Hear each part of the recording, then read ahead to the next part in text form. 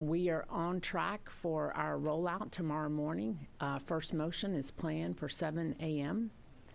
And many of our teams will be coming back in on third shift to make those final preparations and get ready to roll, like I said, at first motion.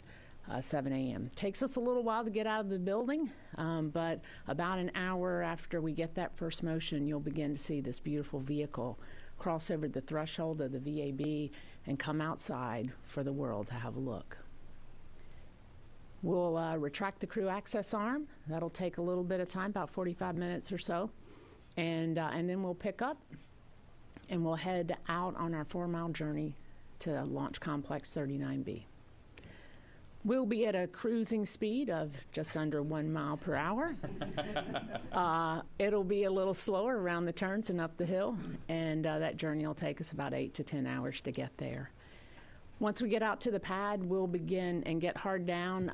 We'll begin our connects to the facility, connecting our commodities, getting through our validations, getting connected back up to the firing room. We'll get prepared to power up the elements. We have some crew access arm swings that are going to happen out at the pad. When we first get out there, we've got emergency egress system to configure. We'll get ready for our pad testing, which is called pad PSET. It's a lot of our RF checkouts that we do. And we'll do our booster servicing, and we will get ready for wet dress.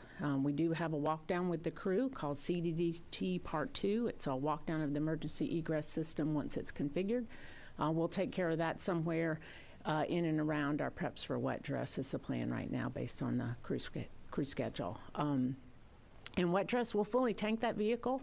We'll go through all of our tanking ops. Will go through our day of launch configuration, and provided everything's nominal, the launch director, myself, I'll make the decision to send the closeout crew out to the pad, and we will do the final closeouts for launch.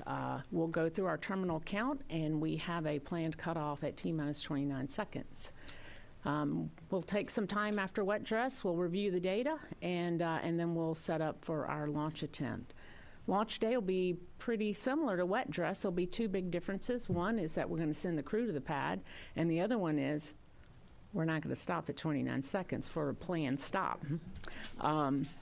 So that's a little bit about our road to wet dress, what's entailed in wet dress. Again, launch will come along after that. We talked about, I think at our prior briefing, a little bit about our countdown, leveraged off the Artemis I countdown.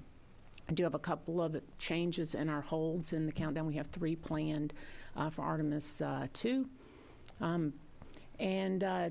You know, just like we do on launch day, right? Part of launch, we'll get into our terminal count.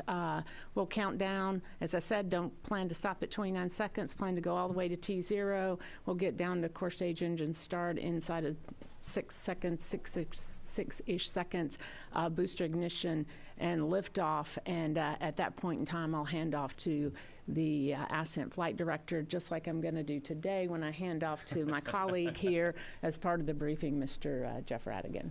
Thanks, Charlie. It's a great day to be here talking to you all. You know, over in Mission Control, of course, we're doing our final simulations, getting ready. The crew has undergone all of their final training and is wrapping things up. You can see in the video here that, as Charlie mentioned, we get liftoff, and then the core stage and boosters are going to take us to orbit. And it's going to be a monumental day. We're really looking forward to it.